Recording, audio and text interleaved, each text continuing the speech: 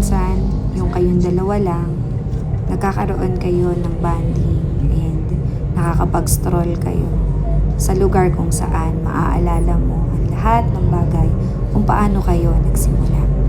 Ngayon, bilang mag-asawa, napakaraming bagay ang nare-realize nyo sa isa't isa. Mga bagay na pag binalikan mo, mapapangiti ka na lamang dahil minsan pala sa buhay natin dumaon sa ganong pagkakataon ang sitwasyon ng buhay bilang mag-asawa. Ang dami-daming bagay na natututunan natin sa araw-araw, lalo na kung paano natin ipagtatanggol ang ating sarili at bibigyan ng magandang kahulugan ang buhay natin.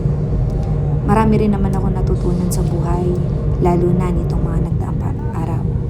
Salamat sa Lord kasi kahit papaano, hindi niya ako pinabayaan at ginawa niya pa akong malakas at matatag sa pagharap sa laging pinakamagandang araw na ibinibigay niya sa akin. Kaya tayo bilang mga individual, laging ang Panginoon ang unahin natin, sa Kanya natin ipagkakatiwala ang lahat ng bagay na nangyayari sa ating buhay. Masarap, masaya ang pagkakaroon ng Diyos na buhay sa puso mo. Ipamuhay natin sila laging iisipin na baliwala ang lahat ng bagay kung walang Diyos ang buhay natin.